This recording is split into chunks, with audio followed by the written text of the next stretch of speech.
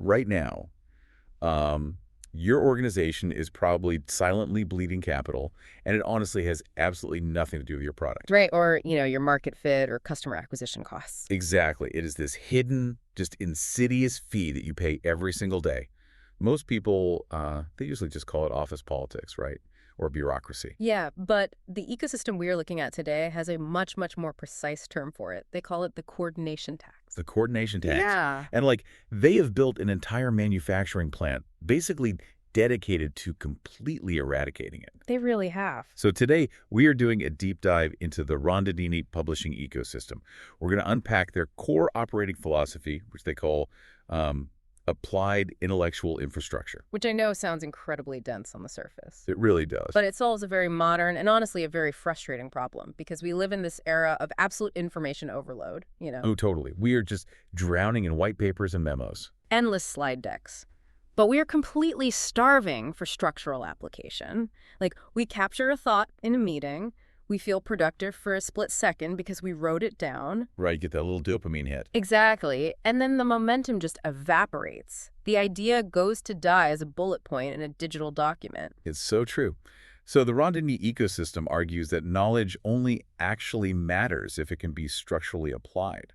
Yeah, that's their whole mission. We're going to look at their blueprint for taking those abstract, fleeting concepts and basically forcing them to become hard code. Tangible tools and enforceable frameworks, yeah. And the journey we're going on today covers a lot of ground. We're going to explore what they call the conversion pipeline. Which is the literal machinery of how an idea moves through their system. Right. And we'll look at how that pipeline solves massive organizational headaches in the boardroom. But, we aren't stopping at corporate governance. No, the scale of this is wild. It really is. We're going to trace these tangible tools across some wildly different spaces, like high-stakes institutional finance, and then we'll pivot into the creative mechanics of long-form publishing. And we'll end up looking at localized software and offline education. The sheer breadth of the output is what makes this so compelling, I think. Because usually an organization specializes in just one vertical, right? Exactly. They do financial software, or maybe they do creative writing guides. Rondanini does both. And the underlying logic connecting, say, a global banking tax calculator to a novelist's structural template, it's completely unified. It's like a masterclass in treating human thought as an engineering problem. So, okay, how do they actually stop these ideas from dying in a notebook? Well, they enforce a really strict 6-stage process called the conversion pipeline. Okay, let's unpack this pipeline. Their doctrine explicitly states that a portfolio should be an organized pipeline, not an unstructured list. You can't just, jump to the end and build a software tool. You have to earn it. You have to earn it through the progression. So stage 1 is simply ideas. These are internal research notes, raw concepts, the core doctrine. Just the messy genesis of a thought. Right. But it doesn't stay there. If an idea has merit, it gets pushed to stage 2, which is essays and thought leadership. Meaning they force that raw idea into a long-form argument. Yes, exactly. They have to actually articulate it for an audience, like a corporate board or industry professionals, instead of just keeping it as internal shorthand. So they're testing the water? Testing the waters, socializing the concept. They find out where the argument is weak. And if the essay survives contact with the real world, it graduates to stage 3, which is books and manuals. Okay, so it gets expanded and codified. Yeah, published through their specialist catalogs. It becomes a comprehensive, defensible piece of literature. And this is where the pipeline gets really interesting to me. Because, like most publishers or think tanks, they just stop at the book. Oh, absolutely. You write the manual, put it on a shelf, and just hope someone reads it and changes their behavior. But hoping for behavior change is a terrible strategy. It really is. And that brings us to stage 4, which is tools and frameworks. This is the critical inflection point of the whole Rondanini philosophy. Because they take the codified rules from the book and turn them into operational software. Exactly. Software, calculators, quality assurance systems, they systematically remove the human margin of error. It's like an intellectual water filtration system. You start with this messy, raw river of research at stage 1, and by stage 4, you've bottled it into a perfectly calibrated software tool. I love that analogy. But there are still 2 more stages. Right, because once the tool exists, you have to actually train people to use it at scale. Which is stage 5, courses and media. This is structured learning, interactive platforms, podcasts, all teaching the methodology behind the tool. And then the final stage. Stage 6 is advisory and implementation, so bespoke consulting. But crucially, they only engage in this final stage where institutional risk requires it. Let's pause on that final stage for a second. Yeah. Because think about traditional consulting. It's usually a mess. Right. A consultant walks into a Fortune 500 company with a slide deck of ideas they, brainstormed on the flight over. Or a framework they borrowed from some generic business textbook. It creates a massive vulnerability for the client because the advice isn't anchored to anything structural. But in the Rondanini ecosystem, if someone is engaging their advisory services at stage 6, that consulting framework is supported by operational software. Software they built in stage 4. Which is backed by a comprehensive book from stage 3. Built on initial peer-reviewed thought leadership from stage 2. It creates this unbroken chain of intellectual custody. Which fundamentally changes how an organization treats its own history. So for anyone listening right now, whether you're a solo entrepreneur or an executive managing thousands of people, understanding this pipeline is a massive competitive advantage. It really is the ultimate advantage. It's the difference between constantly telling your team how to do something and building a system that actually makes it impossible for them to do it wrong. You are transitioning your knowledge from a mere concept into an instrument. And we can see this pipeline in action if we look at the exact problem it was designed to solve at the highest level of an organization. Right, the boardroom. Yeah. The ecosystem has specific entry points, and the pathway designed for CFOs and boards tackles a massive systemic issue. Their primary problem statement is coordination overhead, control design, and operating model clarity. Which brings us back to that phrase from the beginning of the deep dive, the coordination tax. Exactly. The ecosystem frames this within a broader doctrine they call the post-project world. The post-project world, which is a fascinating concept. They're asking a very uncomfortable question here. What happens to a traditional corporate structure when artificial intelligence makes conventional project management completely obsolete? Right, because historically, the bottleneck in corporate workflow has almost always been execution. Yeah, you needed a human project manager to make sure the designer finished the graphics so the copywriter could add the text so the developer could build the web page. It was this sequential human labor. But in a world where AI can execute those tasks almost instantaneously, the bottleneck shifts. Execution becomes cheap and fast. So the new bottleneck is coordination. It's the endless alignment meetings, the misaligned incentives across different departments. The friction of getting 3 different vice presidents to approve a budget shift. Or, the latency in decision-making because the data is trapped in a silo. That is the coordination tax. And following their own pipeline, Rondanini took that idea, the post-project world, and moved it to stage 2 and 3. It became the Coordination Capital Doctrine. Which is their board-level publication portal, right? Right. But again, they don't stop at the literature. They push it to stage 4. They built OrbaOS, a comprehensive operating system and platform for workflow management. Okay, and within that, they built OrbaOS instruments. But this is where I want to push back a little bit. Sure, go ahead. Because measuring something as squishy as coordination sounds incredibly subjective. The source material describes OrbaOS instruments as a 30-item behavior-anchored diagnostic. That measures decision friction and approval latency, yeah. But how do you actually measure decision friction? Like, if a critical go-to-market strategy sits in a Slack channel for a week, how does a tool know if that's a toxic delay or just leadership taking necessary time to think critically? That's a great question. It just feels like we risk falling into corporate astrology here. Well, that is the exact skepticism a CFO should have when someone claims they can measure culture or friction. But OrbaOS Instruments doesn't ask subjective questions like, do you feel you have too many meetings? Okay, so what does it ask? It anchors the diagnostic in observable, time-stamped behaviors and financial metrics. It looks at the delta between a project's inception timestamp and the first committed budget line. Oh, wow. So it's looking at the metadata of the organization's workflow. Exactly. It identifies the specific managerial layers where a request stalls for more than 48 hours without a documented compliance reason. It treats the organization's communication layer as a supply chain. And it's looking for the broken links in that chain. Yeah, if a decision requires 4 signatures, and the historical data shows that the 3rd signature always takes 9 days to acquire, that is measurable approval latency. And you can attach a real dollar value to those 9 days of lost momentum. You really can. The diagnostic takes the ephemeral frustration of the coordination tax and turns it into a hard, auditable metric. That makes total sense. Yeah. And if a board really wants to stress test how bad that friction is, they have another tool in this governance cluster called sovereign state. Oh, sovereign state is fascinating. It really is. It's a scenario-based governance simulation. So instead of putting executives in a boardroom with like a PowerPoint presentation about risk management, They drop the leadership team into a simulated, high-stakes environment. right, to see exactly where their decision-making pipeline breaks down in real time. It forces people to experience the consequences of poor governance design rather than just reading about them. Because if your operating model lacks clarity, a fast-moving simulation will expose that ambiguity immediately. Exactly. Two executives will realize they both think they have the final authority on a critical resource allocation, and the simulated project will just collapse. Okay, so OrbaOS maps out human friction. But humans are subjective, and simulations are controlled environments.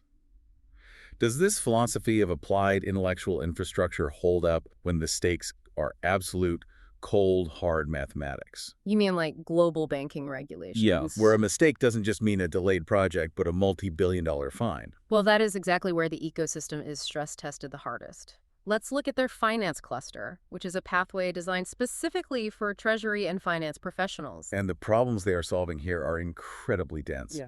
Deepening foreign exchange market practices, building complex compliance tooling, and institutional memory. The software they've built here is heavy-hitting. First up is the OrbaOS FRTB SA calculator. Okay, before we even get into the mechanics of the calculator, we need to define FRTB.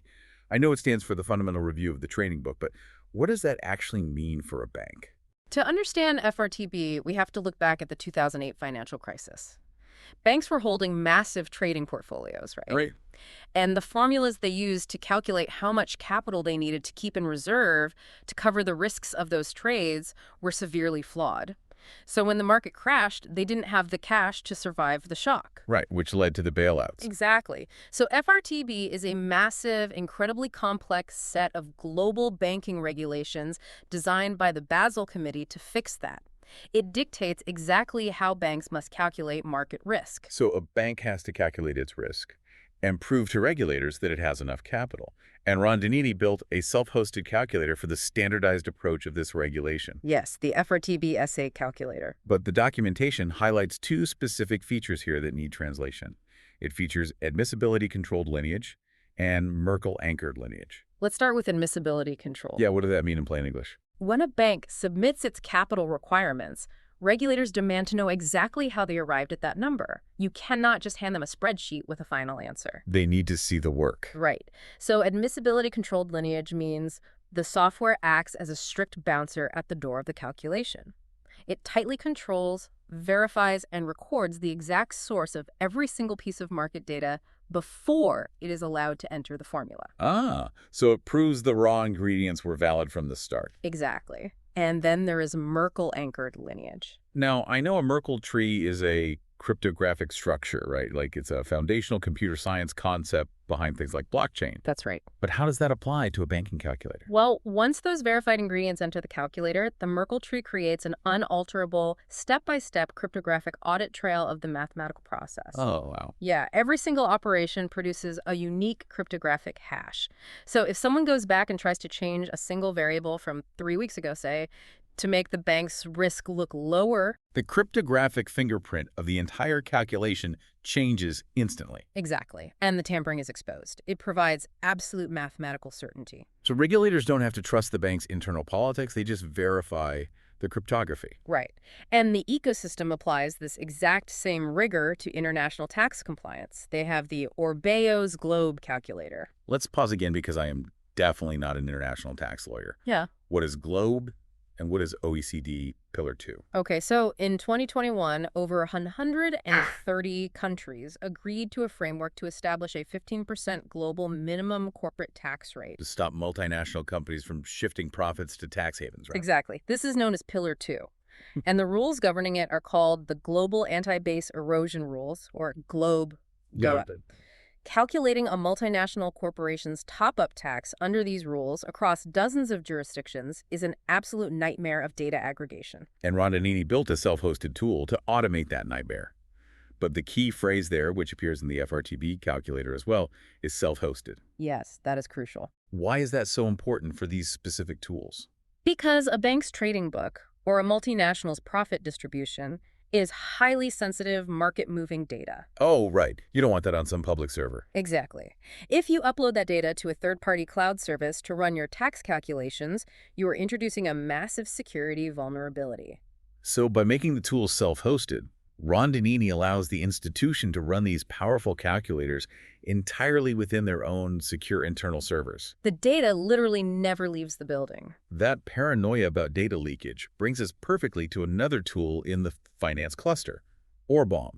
The documentation calls it a model-agnostic control plane for private specialist review in finance. Dealing with firm memory and governed calculations, yes. So this is basically their answer to the AI revolution hitting Wall Street, right? It is. Banks are terrified, and rightfully so, of their employees pasting proprietary data into public large language models like ChatGPT, just to summarize a document. Because if you do that, like unreleased merger details or client portfolios, you are essentially training a public AI on your bank's most guarded secrets.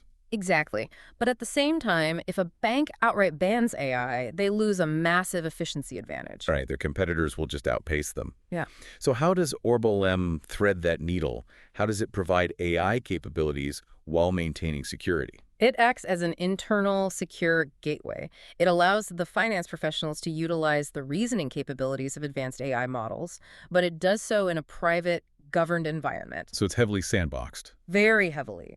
It uses API gating and local sandboxing to ensure that the bank's prompts and data are not used to train the external model. And what about the firm memory part? Right. It also institutionalizes the outputs. It turns those secure AI interactions into a searchable firm memory so that if a specialist leaves the bank, their analytical frameworks don't just walk out the door with them. That's incredibly smart. Yeah. And they also build tools for the more operational side of HR and finance, don't they? Like rate parity. Yeah. Rate parity is great. It calculates the real difference between contractor and permanent roles across 18 European countries. Because if you've ever tried to hire someone in France versus Germany, you know the social costs, the hidden taxes, the benefits, they can wildly distort the actual cost of an employee. It's a huge headache. Rate parity makes that hidden friction visible and quantifiable. And true to the conversion pipeline, they don't just drop these calculators on a desk and walk away. No, the tools are always supported by media surfaces like the Trading Floor podcast, which shares real stories and hard-won lessons from over 70 years of collective memory in foreign exchange markets.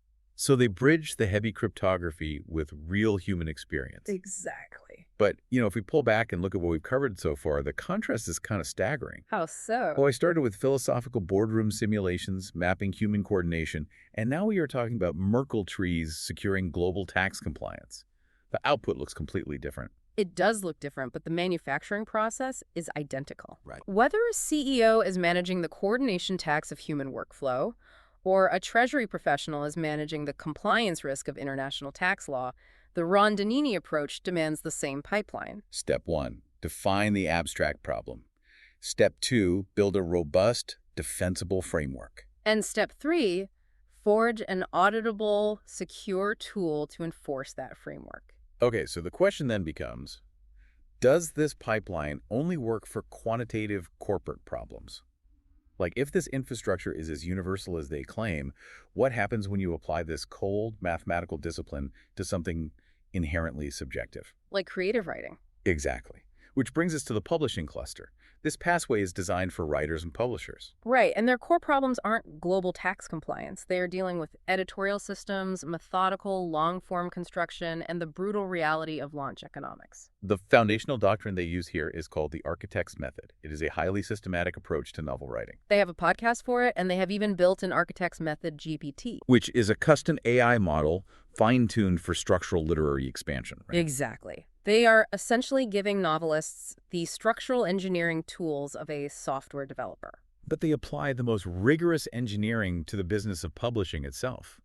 Like, the tools they offer authors are staggering. They have a suite of over 30 free professional publishing calculators. Yeah, let's unpack what these calculators actually do because the terminology here is very specific to modern publishing. Yeah, they have calculators for KDP royalties, that's Kindle Direct Publishing, understanding exactly how Amazon's algorithms and delivery fees eat into your margins. They also calculate ad ROAS. For anyone outside of digital marketing, ROAS stands for return on ad spend. So if you spend $1 on a Facebook ad to sell your book, how many dollars do you actually get back? They also provide comprehensive launch budget templates and break-even analysis tools. Which is so important. If you are paying for cover design, professional editing, and advertising, you need to know exactly how many copies you have to sell at, say, $4.99 to recoup your investment. Okay, I have to admit, part of me feels a deep resistance to this. Really? Why? It feels like taking the cold, hard math of a Wall Street trading floor and forcing a poet in a coffee shop to use it. Like, is this stripping the magic out of art? That's a very common fear. By focusing so heavily on launch economics and ad ROAS, aren't we turning creative expression into a purely mercantile transaction? It sounds like that, I know. But the Rondanini philosophy demands a shift in perspective here. Understanding your break-even point and your ad ROS doesn't kill creativity. It is literally the only thing that sustains it. Huh. Because of financial pressure. Exactly. The starving artist is a romantic trope, but in reality, financial stress is the ultimate killer of creative output. Right. If an author spends a year writing a brilliant novel, but they miscalculate their launch budget and go into debt, they might never write a second book. Oh, wow. So the business infrastructure actually protects the art. Yes. By using the architect's method to systemize the narrative structure and using the 30 calculators to handle the business mechanics, the ecosystem is removing the coordination tax of the publishing process. When the business rules are codified into tools, the writer isn't waking up at 3 a.m. panicking about Amazon delivery fees. They are free to actually sit down and write. The infrastructure absorbs the chaos. And the ecosystem proves that this systematic approach doesn't result in sterile corporate writing. Like, they practice what they preach, and the creative breadth of their own output is just wild. Oh, it really is. They wrote a project called Blood and Bone. It is a staggering 100,000-word comprehensive study of vampire anatomy. Analyzing 16 different vampires across 200 years of fiction. It's a masterclass in applied obsession. It really is. It's not just a casual blog post. It's a massive, structured archive. And they have other deeply experimental projects too, right? Like La Veduta? Yeah, La Veduta is a daily AI-written newspaper that translates and analyzes how the international press reports on Italy, looking for cultural bias. And they have The Mantis, which is an archive exploring cyclical patterns and self-referential analysis. They even have a localized, family-side printed gift booklet venture called From Julia. It's such a diverse portfolio. But these projects demonstrate the core mission perfectly. The applied intellectual infrastructure is completely agnostic to the subject matter. It doesn't care if you are building a tax calculator or a 100,000-word treatise on vampire anatomy. Exactly. The pipeline simply ensures that whatever you are building is structurally sound, economically viable, and built to withstand contact with the real world. Okay, so this democratization of complex systems, giving a solo novelist the same rigorous frameworks as a corporate treasury department, this leads us perfectly to the final pillar of the ecosystem. Right, education and software engineering. We need to look at how they educate the next generation and how they secure the AI tools that are becoming foundational to every single industry. This is driven largely by their technology arm, Berta.1. And the educational ambition of the ecosystem is massive. And it is highly structured. They aren't just, uploading disjointed tutorial videos. They are building comprehensive learning environments. Let's walk through some of these platforms. They built the Quantum BA Bible, which is an interactive platform with 13 chapters covering the fundamentals of business analysis. Okay, but the one that really caught my attention is called For Schools Rondanini. It is a desktop learning platform for UK families and teachers, covering curriculum-aligned science and maths for years 6 through 11. But the defining feature is that it is built to be offline first. Offline first. That is a critical architectural decision. It's massive. We are living in a world rushing toward cloud-dependent everything, right? If your internet goes down, your software stops working. So deliberately building an educational tool that functions completely offline is a huge undertaking. Why go through the trouble? Well, there are two main reasons. First, accessibility. It ensures that students in rural areas with poor connectivity or schools with limited bandwidth can still access top-tier interactive education without latency. Okay, that makes sense. And the second reason? The second, and perhaps more importantly, is it guarantees absolute data privacy. When a child interacts with an offline-first platform, their learning metrics, their struggles with a math concept, their personal data, none of it is being beamed to a centralized cloud server to be mined by a tech giant. Wow, so that focus on privacy and control scales up dramatically when we look at how they approach artificial intelligence education too. Oh, absolutely. They have built a massive multi-module curriculum centered around Anthropic's AI model, Claude. There's Claude Guides, which is a zero-to-production curriculum with 26 hands-on modules. There's Claudesign, a 13-volume deep dive into using Claude for visual work. And Building with Claude, which teaches developers how to build real functional applications using the API. They are essentially providing a comprehensive instruction manual for the next industrial revolution. They want people to know how to build with these powerful models. But they pair that immense capability with a very specific, fiercely protective set of software safeguards. This is where the ecosystem's philosophy really crystallizes, I think. Yeah, because they give you the tools to build with AI. Yeah. But they assume the environment is inherently hostile. One of their most fascinating tools is the prompt firewall. The prompt firewall is brilliant. It's a security layer that automatically scans your AI prompts for secrets, API keys, and personally identifiable information before they are sent to the chatbot. Because most people don't realize that when they paste a block of code into a public AI to find a bug, they might accidentally be pasting their company's AWS access keys. And once you hit send, that data is just out in the wild. Dawn, yeah. But how does the prompt firewall actually prevent that?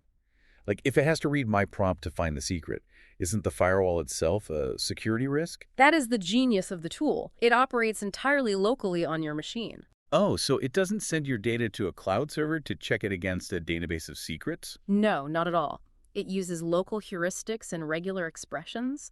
It understands the mathematical shape of an API key or the structure of a social security number. So it just scans the text locally, flags the sensitive data, and stops the transmission before your browser even makes the connection to the AI server. Exactly. It's like having a hyper-vigilant security guard standing right on your keyboard. That's incredible. And they have another local tool called the Cognitive Ledger, right? Yes. This is a browser extension that tracks your session ledger and measures cognitive load signals. Okay, again, we have to ask how a browser extension measures cognitive load without being incredibly invasive.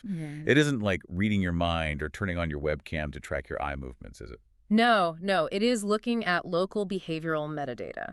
Are you switching between 7 different tabs every 4 seconds? Is your cursor movement erratic? Are you abandoning complex forms halfway through?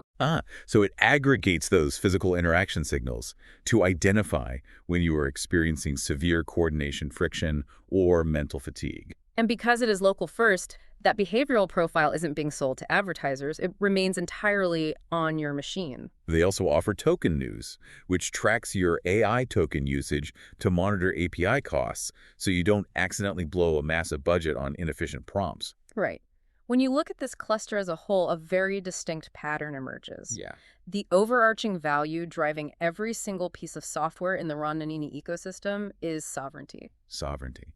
It is the unifying thread that ties the entire operation together. Like, think back through the deep dive today. The sovereign state governance tool allows boards to test their own resilience internally. The Globe Tax Calculator and the FRTB Capital Calculator are strictly self-hosted, keeping market-moving data out of the cloud. For schools is offline first, protecting children's privacy. And the prompt firewall and the cognitive ledger process everything locally. They fundamentally believe that knowledge, data, and intellectual property must remain under the user's controlled infrastructure. They're building incredibly powerful tools, but they are architecting them in a way that prevents the user from becoming a hostage. Right. You aren't reliant on a massive cloud provider's terms of service, and you aren't feeding your proprietary data into a public AI model. They are giving you the infrastructure to be entirely intellectually and operationally independent. Which brings us all the way back to the beginning of the conversion pipeline. Right. From the messy genesis of an idea in a notebook, moving through the socialization of essays, the codification of books, and finally crystallizing into secure, localized, sovereign software running on your own hardware. The pipeline is complete. It is. To summarize the massive scale of what we've covered today, we started in the boardroom. learning how to measure the invisible, capital-draining friction of the coordination tax. Then we moved into the institutional treasury, where we secured foreign exchange trading and global tax compliance with unalterable cryptographic audit trails. We stepped into the novelist's domain, utilizing launch budgets and ROAS calculators to ensure the business of publishing actually funds the art. And we ended up in the browser deploying local firewalls to protect our data from the very AI tools we are learning to build with. It proves that if your intellectual infrastructure is sound, it can scale to meet literally any challenge, regardless of the industry. Absolutely. So for you listening right now, the application is incredibly direct. Look closely at your own work, your team, and your daily friction. How are you managing your internal coordination tax? Are you bleeding momentum because your decision-making pipeline is broken? Are your best, most innovative ideas sitting idle in a digital document somewhere? Or do you have a personal conversion pipeline? Are you actively working to force those fleeting thoughts into templates, standard operating procedures, and tangible tools? Because the reality is, if you are not building infrastructure around your own knowledge, you are entirely dependent on someone else's. And you are paying that coordination tax in time, money, and frustration every single day. It's unavoidable unless you build the systems. So we will leave you with a final provocative thought to mull over. Throughout this deep dive, we have talked extensively about the post-project world, a rapidly approaching reality where AI handles the execution, where the management layers are flattened, and where ecosystems like Rondanini provide all the calculated, perfectly optimized infrastructure you could ever need. Right. If we truly reach a point where the execution is instant and the infrastructure is essentially perfect, what happens to the value of raw, unoptimized human intuition? When the systems are flawless, the only variable left is the human. Exactly. If the coordination tax drops to absolute zero and the infrastructure flawlessly builds whatever we tell it to, maybe the only true differentiator left in the market, the only thing of actual irreplaceable value, is the sheer messy originality of that initial idea you scribbled in your notebook. Until next time.